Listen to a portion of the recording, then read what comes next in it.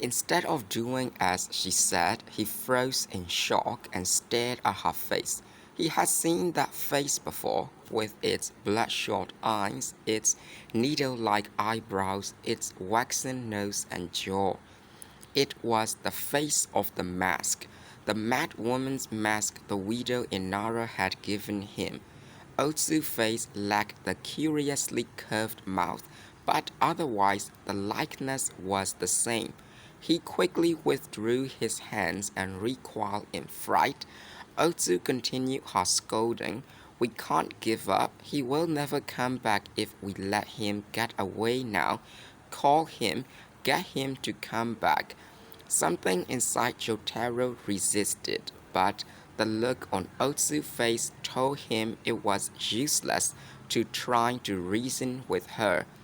They started running again, and he too began to shout for all he was worth.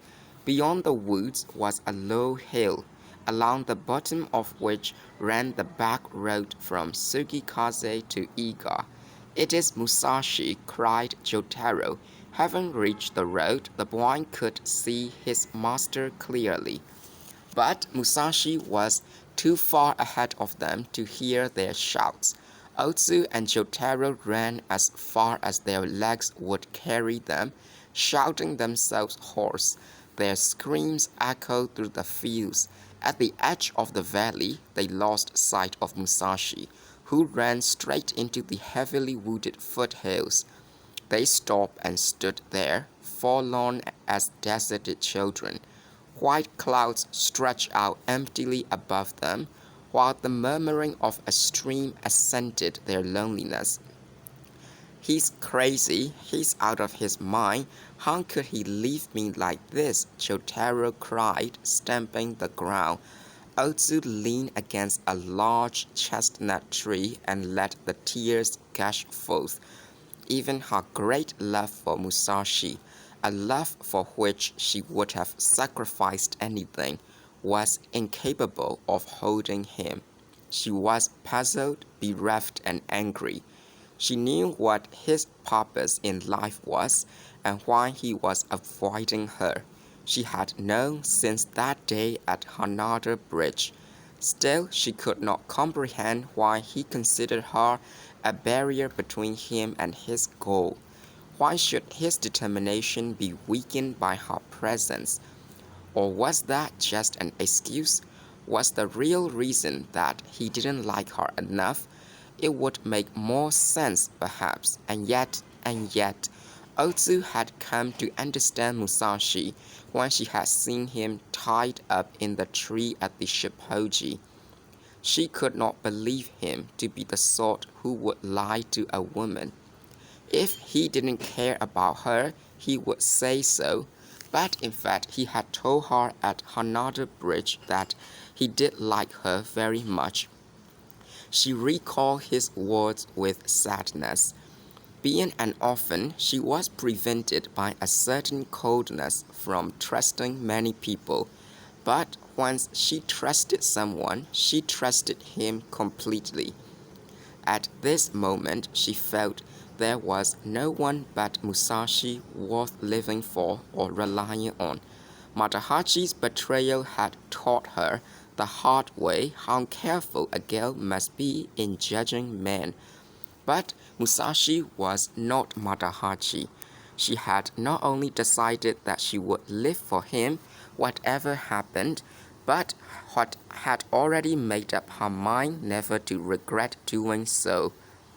But why couldn't he have said just one word? It was more than she could bear. The leaves of the chestnut tree were shaking, as though the tree itself understood and sympathized. The angrier she became, the more she was possessed by her love for him. Whether it was fate or not, she couldn't say, but her grief-torn spirit told her there was no real life for her apart from Musashi.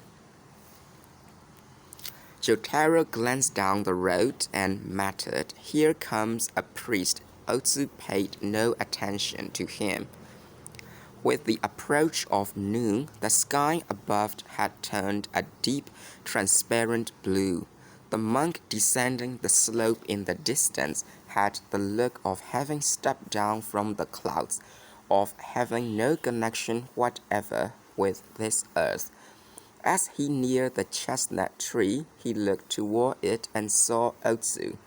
"What's all this?" he exclaimed, and at the sound of his voice, Otsu looked up. Her swollen eyes wide with astonishment, she cried, "Takuan!" In her present condition, she saw Takuan Soho as a savior. She wondered if she was dreaming. Although the sight of Takuan was a shock to Otsu, the discovery of Otsu was for Takuan no more than confirmation of something he had suspected. As it happened, his arrival was neither accident nor miracle. Takuan had been on friendly terms with the Yagyu family for a long time.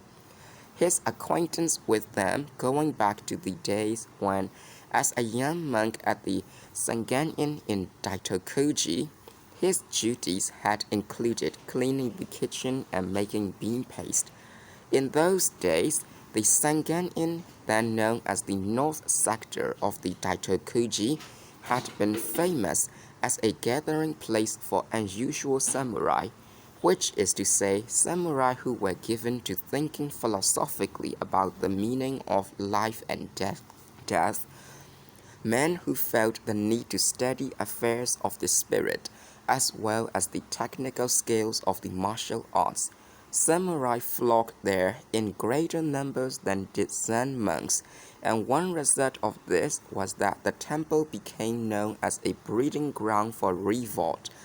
Among the samurai who came frequently were Suzuki Ihaku, the brother of Lord Koizumi of Ise, Yagyu Gorozaemon, the heir of the house of Yagyu, and Gorozaemon's brother Munenori. Munenori had quickly taken a liking to Takuan, and the two had remained friends ever since. In the course of a number of visits to Koyagyu Castle, Takuan had met Seiki Shusai and had acquired great respect for the older man.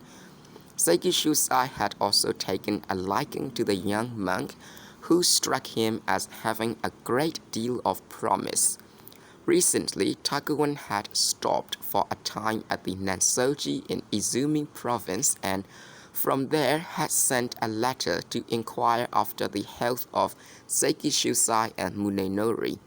He had received a long reply from Seiki Shusai, saying in part, "I have been very fortunate lately. Munenori has taken a post with the Tokugawas in Edo, and my grandson, who left the service of Lord Kato of Higo and went out to study on his own, is making progress. I myself have in my service a beautiful young girl who not only plays the flute well but talks with me, and together we have tea, arrange flowers, and compose poems. She is the delight of my old age, a flower blooming in what might otherwise be a cold, withered old head. Since she says that she comes from Mimasaka, which is near your birthplace, and was brought up in a temple called the Shippoji, I imagine that you and she have much in common. It is unusually pleasant to drink one's evening sake to the accompaniment of a flute well played, and since you are so close to here, I hope you will come and enjoy this treat with me." It would have been difficult for Takuan to refuse the invitation under any circumstances, but the certainty that the girl described in the letter was Otsu made him all the more eager to accept. As the three of them walked toward Seiki Shusai's house, Takuan asked Otsu many questions, which she answered without reservation. She told him what she had been doing since last seeing him in Himeji, which had happened that morning, and what had happened that morning and how she felt about Musashi. Nodding patiently, he heard out her tearful story. When she was finished, he said, I guess women are able to choose ways of life that would not be possible for men. You want me, I take it, to advise you on the path that you should follow in the future. Oh no, well, I've already decided what I'm going to do. Takuan scrutinized her closely. She had stopped walking and was looking at the ground. She seemed to be in the depths of despair, yet there was a certain strength in the tone of her voice that forced Takuan to a reprisal. If I had had any doubts, if I had thought I would give up, she said, I would never have left the Shippoji. I'm still determined to meet Musashi. The only question in my mind is whether this will cause him trouble, whether my continuing to live will bring him unhappiness. If it does, I will have to do something about it. Just what does that mean? I can't tell you. Be careful, Otsu. Of what? Under this bright, cheerful sun, the god of death is tugging at you. I don't know what you mean. I don't suppose you would, but that's because the god of death is lending you strength. You would be a fool to die, Otsu, particularly over nothing more than a one-sided love affair. Takuan laughed. Otsu was getting angry again. She might as well have been talking to thin air, she thought, for Takuan had never been in love. It was impossible for anyone who had never been in love to understand how she felt. For her to try to explain her feelings to him was like trying to explain Zen Buddhism to an imbecile. But just as there was truth in Zen, whether an imbecile could understand it or not, there were people who would die for love whether Takuan could understand it or not. To a woman, at least, love was a far more serious matter than the troublesome riddles of a Zen priest. When one was swayed by a love that meant life or death, what difference did it make what the clapping of one hand sounded like? Biting her lips, Otsu vowed to say no more. Takuan became serious. You should have been born a man, Otsu. A man with the kind of willpower you have would certainly accomplish something for the good of the country. Does that mean it's wrong for a woman like me to exist because it might bring harm to Musashi? Don't twist what I said. I wasn't talking about that. But no matter how much you love Musashi, he still runs away, doesn't he? I dare say you never will catch him. I'm not saying this because I enjoy it. I can't help it. I love him. I don't see you for a while, and the next thing I know, you are carrying on like all the other women. But can't you see? Oh, never mind. Let's not talk about it anymore. A brilliant priest like you would never understand a woman's feelings. I don't know how to answer to that. It's true though. Women do puzzle me. Otsu turned away from him and said, Let's go, Jotaro. As Takuan stood watching, the two of them started down a side road. With a sad flicker of his eyebrows, the monk came to the conclusion that there was nothing more for him to do. He called after her, Aren't you going to say goodbye to Sekishusai before setting out on your own? I will say goodbye to him in my heart. He knows I never meant to stay at his house this long anyway. Won't you reconsider? Reconsider what? Well, it was nice living in the mountains of Mimasaka, but it's nice here too. It's peaceful and quiet, and life is simple. Instead of seeing you go out in the ordinary world with all its misery and hardships, I like to see you live your life out in peace among these mountains and streams like those nightingales we hear singing. Thanks so much, Takuan. Takuan sighed, realizing he was helpless before this strong-willed young woman, so determined to go blindly on her chosen way. You may laugh, Otsu, but the path you are embarking on is one of darkness.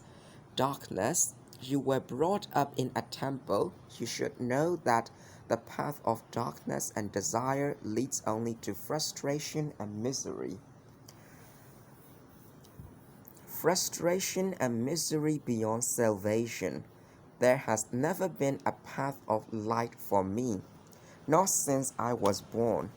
But there is, putting his last drop of energy into this plea. Takuan came up to the girl and took her hand. He wanted desperately for her to trust him. I'll talk to Seiki Shusai about it, he offered, about how you can live and be happy.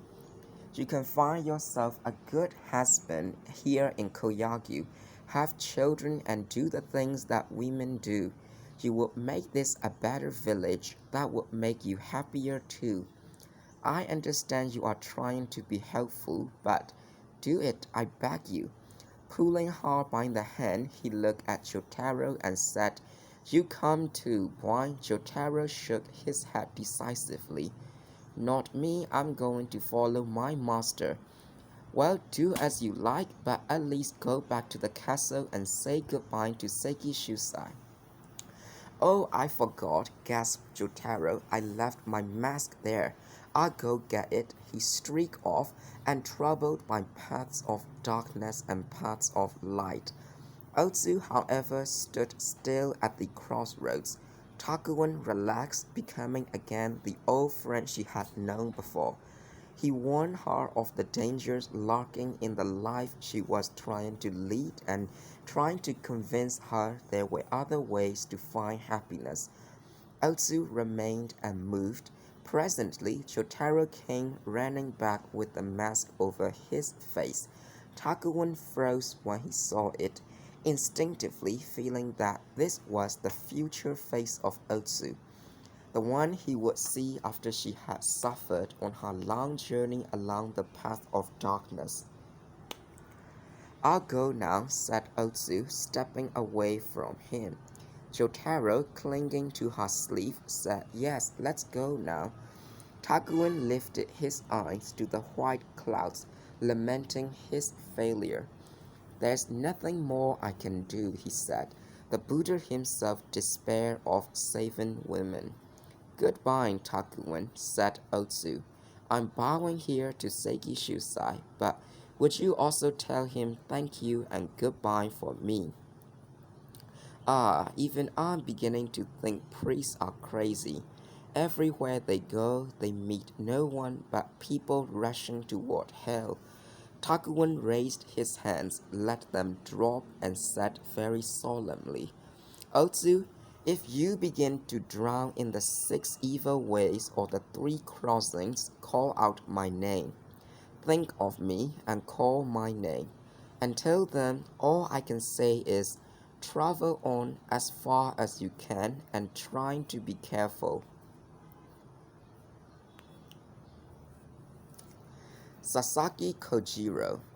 Just south of Kyoto, the Yodo River wound around a hill called Momoyama, the site of Fushimi Castle, then flowed on through the Yamashiro Plain toward the ramparts of Osaka Castle, some 20 miles farther to the southwest. Partly owing to this direct water link, each political ripple in the Kyoto area produced immediate repercussions in Osaka.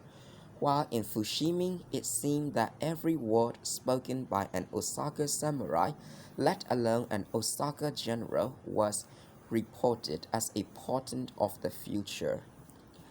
Around Momoyama, a great upheaval was in progress, for Tokugawa Ieyasu had decided to transform the way of life that had flourished under Hideyoshi.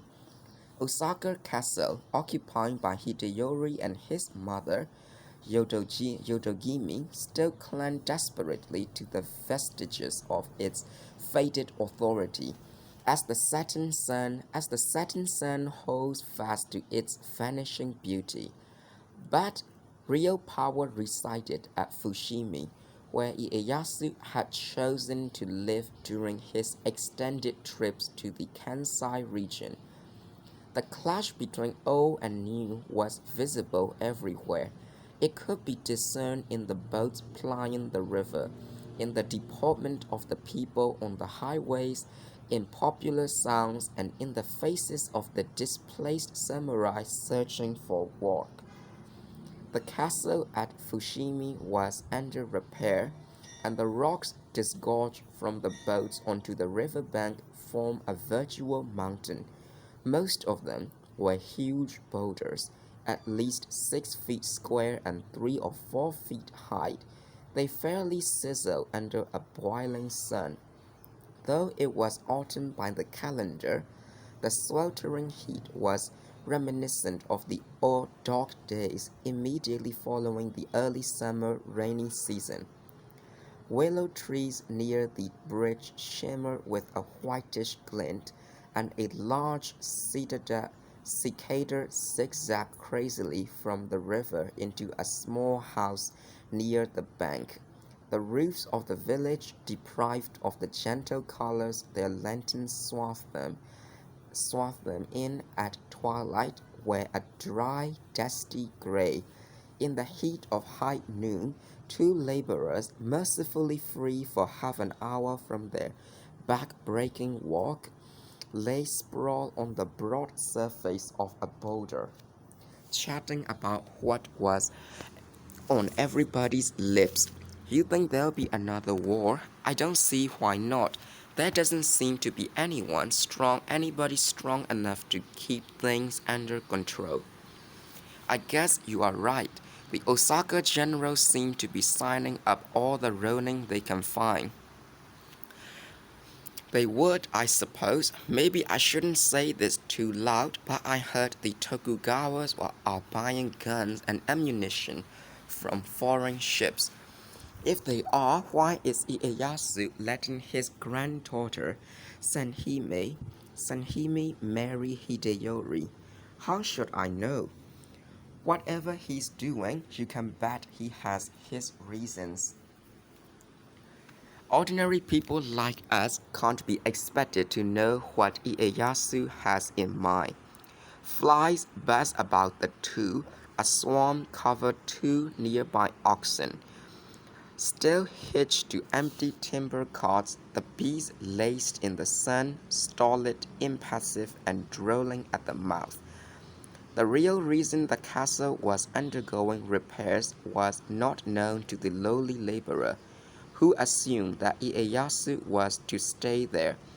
Actually, it was one phase of a huge building program, an important part of the Tokugawa scheme of government.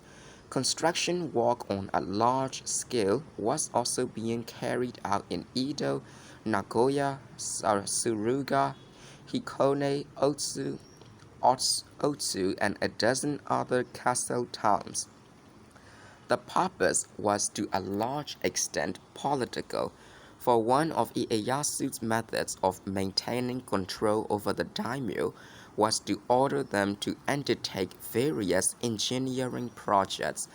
Since none was powerful enough to refuse, this kept the friendly lords too busy to grow soft, while simultaneously forcing the daimyo who had opposed Ieyasu at Sekigahara to part with large portions of their incomes. Still, another aim of the government was to win the support of the common people, who profited both directly and indirectly from extensive public works. At Fushimi alone, nearly 1,000 laborers were engaged in extending the stone battlements, with the incidental result that the town around the castle experienced a sudden influx of peddlers, prostitutes, and horseflies, all symbols of prosperity. The masses were delighted with the good times Ieyasu had brought, and merchants relished the thought that on top of all this, there was a good chance of war, bringing even greater profits. Goods were moving briskly, and even now the bulk of them were military supplies. After fingering their collective abacus, the larger entrepreneurs had concluded that this was where the big money was. City folk were fast forgetting the bombing days of Hideyoshi's regime and instead speculating on what might be gained in the days ahead. It made little difference to them who was in power. So long as they could satisfy their own petty wants, they saw no reason to complain. Nor did Ieyasu disappoint them in this respect, for he contrived to scatter money as he might pass out candy to children. Not his own money, to be sure, but that of his potential enemies. In agriculture, too, he was instituting a new system of control. No longer were local magnates allowed to govern as they pleased or to conscript farmers at will for outside labor. From now on, the peasants were to be permitted to farm their lands, but to do very little else. They were to be kept ignorant of politics and taught to rely on the powers that be. The virtuous ruler, to Ieyasu's way of thinking, was one who did not let the tailors of the soil starve, but at the same time ensured that they did not rise above their station. This was the policy by which he intended to perpetuate Tokugawa rule. Neither the townspeople nor the farmers nor the daimyo realized that they were being carefully fitted into a feudal system that would eventually bind them hand and foot. No one was thinking of what things might be like in another 100 years. No one, that is, except Ieyasu. Nor were the laborers at Fushimi Castle thinking of tomorrow. They had modest hopes of getting through the day, the quicker the better. Though they talk of war and when it might break out, grand plans to maintain peace and increase prosperity had nothing to do with them. Whatever happened, they could not be much worse off than they were. Watermelon, anybody want a watermelon? Called a farmer's daughter, who came around at this time every day. Almost as soon as she appeared, she managed to make a sale to some men matching coins in the shadow of a large rock. Jauntily, she went on from group to group, calling, "Won't you buy my melons? You crazy? You think we've got money for watermelons? Over here, I'll be glad to eat one if it's free." Disappointed because her initial luck had been deceptive, the girl approached a young walker sitting behind two boulders, his back propped against one, his feet against the other, and his arms around his knees. "Watermelon?" she asked, not very hopefully. He was thin, his eyes sunken, and his skin readily sunburned. A shroud of fatigue dimmed his obvious youth. Still, his closer friends would have recognized him as Hoinden Matahachi. Warily, he counted some grimy coins into the palm of his hand and gave them to the girl. When he leaned back against the rock again, his head drooped morosely. The slight effort had exhausted him. Gagging, he leaned to one side and began to spit up on the grass. He lacked the little strength it would have taken to retrieve the watermelon, which had tumbled from his knees. He stared dully at it, his black eyes revealing no trace of strength or hope. "The swine," he mumbled weakly. He meant the people he would like to strike back at. Oko with her whitened face, Takezo with his wooden sword. His first mistake had been to go to Sekigahara, his second to succumb to the lascivious widow. He had come to believe that But for these two events, he would be at home in Miyamoto now, the head of the whole Indian family, a husband with a beautiful wife, and the envy of the village. I suppose Otsu must hate me now, though I wonder what she's doing. In his present circumstances, thinking occasionally of his former fiancée was his only comfort. When Ogo's true nature had finally sunk in, he had begun to long for Otsu again. He had thought of her more and more since the day he had had the good sense to break loose from the Yomogi tea house. On the night of his departure, he had discovered that the Miyamoto Musashi who was acquiring a reputation as a swordsman in the capital was his old friend Takezo. This severe shock was followed almost immediately by strong waves of jealousy. With Otsu in mind, he had stopped drinking and attempted to slug off his laziness and his bad habits. But at first he was unable to find any suitable work. He cursed himself for having been out of the swing of things for 5 years, while an older woman supported him.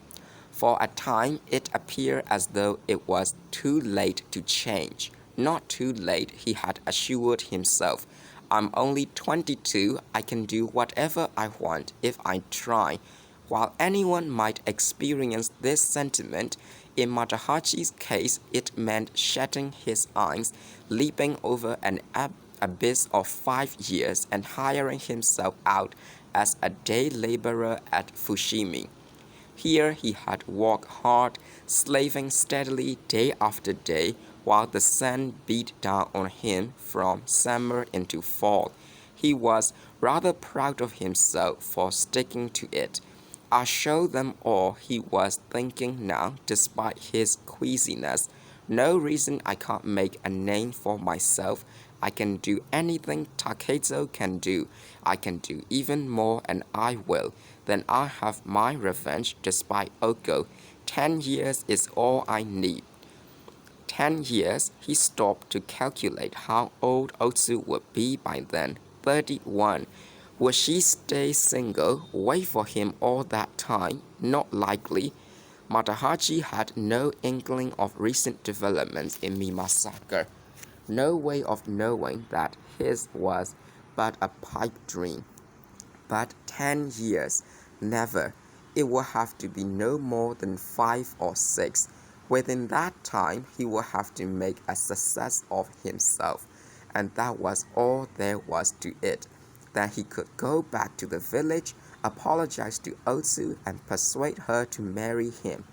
That's the only way, he exclaimed. 5 years, 6 at most. He stared at the watermelon, and a glimmer of light returned to his eyes. Just then, one of his fellow walkers rose up beyond the rock in front of him, and resting his elbows on the boulder's broad top, called, "Hey, Matahachi, what are you mumbling to yourself about? Say, your face is green, watermelon rotten." Matahachi, though he forced a wan smile, was seized by another wave of dizziness. Saliva streamed from his mouth as he shook his head. "It's nothing, nothing at all," he managed to gasp. "I guess I got a little too much sun. Let me take it easy here for an hour or so." The burly stone haulers gibed at his lack of strength, albeit good-naturedly. One of them asked, "Why did you buy a watermelon when you can't eat it?" "I bought it for you fellows," answered Matahachi. "I thought it would make up for not being able to do my share of the work." Now that was smart. "Hey man, watermelon, have some," or Matahachi. Splitting the melon on the corner of a rock, they fell to it like ants, snatching greedily at the sweet dripping hanks of red pulp. It was all gone when, moments later, a man jumped up on a rock and yelled, "Back to work, all of you."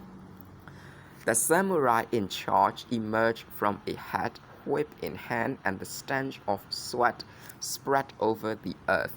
Presently, the melody of a rock hauler's chanty rose from the side as a gigantic boulder was shifted with large levers onto rollers and dragged along with ropes as thick as a man's arm.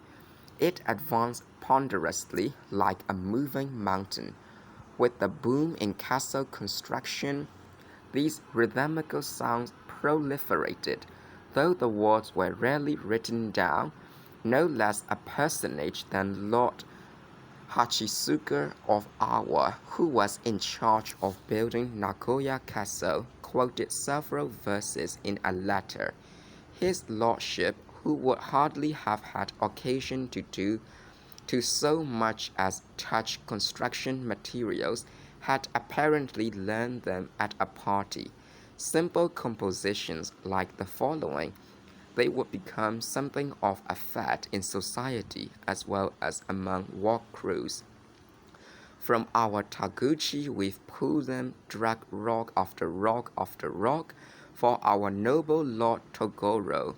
Isa, Isa, pull ho, drag ho, pull ho, drag ho. His lordship speaks. Our arms and legs tremble. We are loyal to him to the death. The letter writer commented, everybody, young and old alike, sings this, for it is part of the floating world we live in.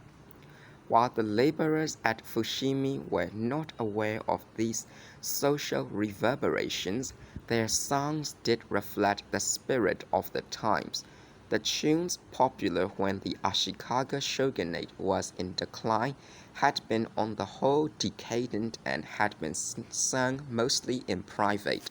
But during the prosperous years of Hideyoshi's regime, happy, cheerful songs were often heard in public. Later, with the stern hand of Ieyasu making itself felt, the melodies lost some of their rollicking spirit. As Tokugawa rule became stronger, spontaneous singing tended to give way to music composed by musicians in the shogun's employ. Matahachi rested his head on his hands. It burned with fever, and the heave-ho singing buzzed indistinctly in his ears like a swarm of bees. All alone now, he lapsed into depression. What's the use, he groaned. 5 years. Suppose I do work hard, what will it get me? For a whole day's work, I make only enough to eat that day. If I take a day off, I don't eat. Sensing someone standing near him, he looked up and saw a tall young man.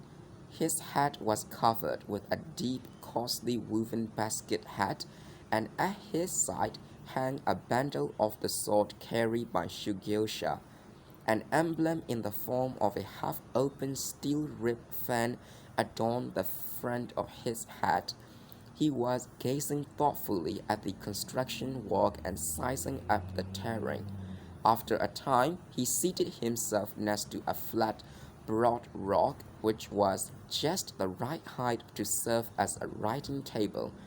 He blew away the sand on top, along with a line of ants marching across it, then with his elbows propped on the rock and his head on his hands, resumed his intense survey of the surroundings. Though the sun's glare hit him full in the face, he remained motionless, seemingly impervious to the discomforting heat. He did not notice Matahachi, who was still too miserable to care whether anyone was around or not. The other men meant nothing to him. He sat with his back to the newcomer and spasmodically retched. By and by, the samurai became aware of his gagging. You there, he said, what's the matter? It's the heat, answered Matahachi. You are in pretty bad shape, aren't you? I'm a little better than I was, but I still feel dizzy. I'll give you some medicine, said the samurai, opening his black lacquer pillbox and shaking some black pills into the palm of his hand. He walked over and put the medicine in Matahachi's mouth. "You'll be all right in no time," he said. "Thanks. Do you plan to rest here for a while longer? Yes? Then do me a favor. Let me know if anyone comes. Throw a pebble or something." He went back to his own rock, sat down and took a brush from his writing kit and a notebook from his kimono. He opened the pad on the rock and began to draw. Under the brim of his hat, his eyes moved back and forth from the castle to its immediate surroundings, taking in the main tower, the fortifications, the mountains in the background, the river, and the smaller streams. Just before the Battle of Sekigahara, this castle had been attacked by units of the Western Army, and two compounds, as well as part of the moat, had suffered considerable damage. Now the bastion was not only being restored but also being strengthened so that it would outclass Hideyori's stronghold at Osaka. Quickly but in great detail, the student warrior sketched a bird's eye view of the entire castle, and on a second page began making a diagram of the approaches from the rear. "Oh, oh!" exclaimed Matahachi softly. From out of nowhere, the inspector of works appeared and was standing behind the sketcher, clad in half armor with straw sandals on his feet. He stood there silently, as if waiting to be noticed. Matahachi felt a pang of guilt for not having seen him in time to give warning. It was too late now. Presently, the student warrior lifted his hand to brush a fly off his sweaty collar, and in doing so caught sight of the intruder. As he looked up with startled eyes, the inspector stared back angrily for a moment before stretching out a hand toward the drawing. The student warrior grabbed his wrist and jumped up. "What do you think you're doing?" he shouted. The inspector seized the notebook and held it high in the air. "I'd like to have a look at this," he barked. "You have no right. Just doing my job. Betting into other people's business, is that your job? Why shouldn't I look at it? An oaf like you wouldn't understand it. I think I'd better keep it." "Oh, no, you don't," cried the student warrior, making a grab for the notebook. Both pulled at it, ripping it in half. "Watch yourself," shouted the inspector. "You better have a good explanation or I'll turn you in." "On whose authority? You an officer?" "That's right. What's your group? Who's your commander?" "None of your business, but you might as well know that I'm under orders to investigate anyone around here who looks suspicious." "Who gave you permission to make sketches?" "I'm making a study of castles and geographic features for future reference." "What's wrong with that? The place is swarming with enemy spies. They all have excuses like that." "It doesn't matter who you are. You will have to answer some questions. Come with me." "Are you accusing me of being a criminal?" "Just hold your tongue and come along. Rotten officials, too used to making people cringe every time you open your big mouths. Shut up, let's go." "Try and make me." The student warrior was adamant, angry veins popping up in his forehead. The inspector dropped his half of the notebook, ground it underfoot, and pulled out his truncheon. The student warrior jumped back a pace to improve his position. "If you're not going to come along willingly, I'll have to tie you up and drag you," said the inspector. Before the words were out, his adversary went into action. Uttering a great howl, he seized the inspector by the neck with one hand, grabbed the lower edge of his armor with the other, then hurled him at a large rock. "Worthless loud!" he screamed, but not in time to be heard by the inspector, whose head split open on the rock like a watermelon. With a cry of horror, Matahachi covered his face with his hands to protect it from the globs of red pasty matter flying his way, while the student warrior quickly reverted to an attitude of complete calm. Matahachi was appalled. Could the man be accustomed to murdering in this brutal fashion, or was his sang-froid merely the letdown that follows an explosion of rage? Matahachi, shocked to the core, began to sweat profusely. From all he could tell, the other man could hardly have reached the age of 30. His bony sunburned face was blemished by pockmarks, and he appeared to have no chin, though this may have due to a curiously shrunken scar from a deep sword wound. The student warrior was in no hurry to flee. He gathered up the torn fragments of his notebook. Then he began looking quietly about for his hat, which had flown off when he made his mighty throw. After finding it, he placed it with care upon his hat, once again concealing his eerie face from view. At a brisk pace he took his leave, gathering speed until he seemed to be flying on the wind. The whole incident had happened so fast that neither the hundreds of laborers in the vicinity nor their overseers had noticed it. The workmen continued to toil like drones as the supervisors, armed with whips and truncheons, bellowed orders at their sweating backs. But one particular pair of eyes had seen it all. Standing atop a high scaffold commanding a view of the whole area was the general overseer of carpenters and log cutters. Seeing that the student warrior was escaping, he roared out a command, setting into motion a group of foot soldiers who had been drinking tea below the scaffold. What happened? Another fight? Others heard the call to arms and soon stirred up a cloud of yellow dust near the wooden gate of the stockade, which divided the construction site from the village. Angry shouts rose from the gathering swarm of people. It's a spy from Osaka. They'll never learn. Kill him, kill him. Rock haulers, earth carriers, and others, screaming as though the spy were their personal enemy, bowed down on the chinless samurai. He darted behind an ox cart, shambling through the gate, and tried to slip out, but a sentinel caught sight of him and tripped him with a nail-studded staff. From the overseer's scaffold came the cry, "Don't let him escape." With no hesitation, the crowd fell upon the miscreant, who counterattacked like a trapped beast, wresting the staff from the sentinel. He turned on him and with the point of the weapon knocked him down head first.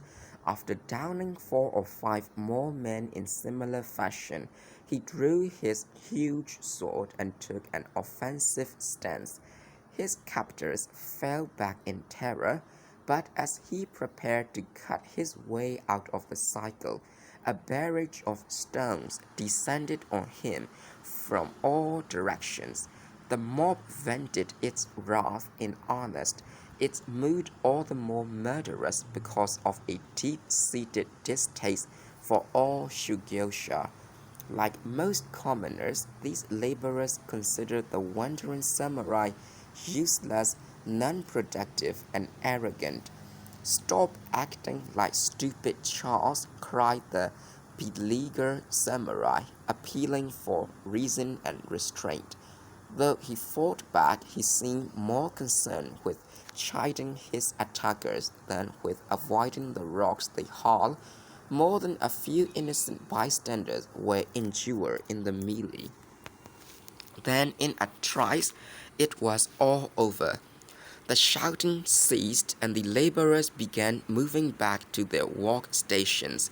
In 5 minutes, the great construction site was exactly as it had been before, as though nothing had happened. The sparks flying from the various cutting instruments, the whinnying of horses, and half addled by the sun, the mind-numbing heat, all returned to normal. Two guards stood over the collapsed form, which had been trussed up with a thick hemp rope. "He's 90% dead," said one, "so we may as well leave him here till the magistrate comes." He looked around and spotted Matahachi. "Hey, you there, stand watch over this man. If he dies, it doesn't make any difference." Matahachi heard the words, but his head could not quite take in either their import or the meaning of the event he had just witnessed.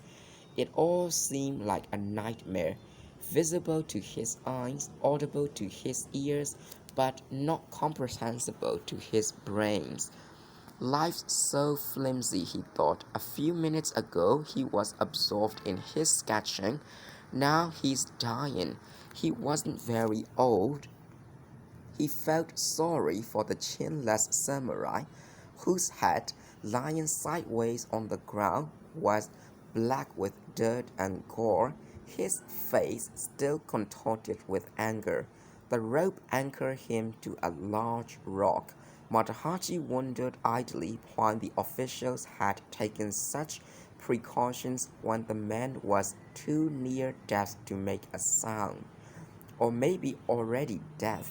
One of his legs lay grotesquely exposed through a long rift in his hakama, the white shin bone protruding from the crimson flesh. Blood was sprouting from his scalp, and wasps had begun to hover above his matted hair. Ants nearly covered his hands and feet. Poor wretch, thought Matahachi. If he was studying seriously, he must have had some great ambition in life. Wonder where he's from, if his parents are still alive. Matahachi was seized by a peculiar doubt. Was he really bemoaning the man's fate, or was he bothered by the vagueness of his own future? For a man with ambition, he reflected, there ought to be a cleverer way to get ahead. This was an age that fanned the hopes of the young, urged them to cherish a dream, prodded them to improve their status in life. An age, indeed, in which even someone like Matahachi might have visions of rising from nothing to become the master of a castle. A modestly talented warrior could get by simply by traveling from temple to temple and living on the charity of the priest. If he was lucky, he might be taken in by one of the provincial gentry, and if he was still more fortunate, might receive a stipend from a daimyo. Still, of all the young men who set out with high hopes, only one in 1,000 actually ended up finding a position with an acceptable income. The rest had to be content with what satisfaction they could derive from the knowledge that theirs was a difficult and dangerous calling. As Matahachi contemplated the samurai lying before him, the whole idea began to seem utterly stupid. Why could the path Musashi was following possibly lead? Matahachi's desire to equal or surpass his boyhood friend hadn't abated, but the sight of the bloody warrior made the way of the sword seem vain and foolish. Horror-stricken, he realized that the warrior was moving, and his train of thought stopped short. The man's hand reached out like a turtle's flipper and clawed at the ground. Feebly he lifted his torso, raised his head, and pulled the rope taut. Matahachi could hardly believe his eyes. As the man inched along the ground, he dragged behind him the 400-pound rope securing his 6-pound rock securing his rope. 1 foot, 2 feet. It was a display of superhuman strength. No muscle man on any rock-hauling crew could have done it, though many boasted of the strength of 10 or 20 men. The samurai lying on the threshold of death was possessed by some demonic force, which enabled him to far surpass the power of an ordinary mortal. A gurgle came from the dying man's throat. He was trying desperately to speak, but his tongue had turned black and dry, making it impossible for him to form the words. Breath came in cracked, hollow hisses. Eyes popping from their sockets stared imploringly at Matahachi. Please. Matahachi gradually understood he was saying please. Then a different sound, all but inarticulate, Matahachi made out to be beg you. But it was the man's eyes that really spoke. Therein were the last of his tears and the certainty of death. His head fell back, his breathing ceased as more ants started coming out of the grass to explore the dust-whitened hair, a few even entering a blood-caked nostril. Matahachi could see the skin under his kimono collar take on a blackish hue, blackish blue cast. What had the man wanted him to do? Matahachi felt haunted by the thought that he had incurred an obligation. The samurai had come upon him while he was sick and had had the kindness to give him medicine. Why had fate blinded Matahachi when he should have been warning the man of the inspector's approach? Was this destined to have occurred? Matahachi tentatively touched the cloth-wrapped bundle on the dead man's obi. The contents would surely reveal who the man was and where he was from. Matahachi suspected that his dying wish had been to have some memento delivered to his family. He detached the bundle as well as the pillbox and stuffed them quickly inside his own kimono. He debated whether to cut off a lock of hair for the man's mother, but while staring into the fearsome face, he heard footsteps approaching. Peeking from behind a rock, he saw samurai coming from the corpse. If he were caught with the dead man's possessions, he would be in serious trouble. He crouched down low and made his way from shadow to shadow behind the rocks, sneaking away like a field rat. 2 hours later, he arrived at the sweet shop where he was staying. The shopkeeper's wife was by the side of the house, rinsing herself off from a wash basin.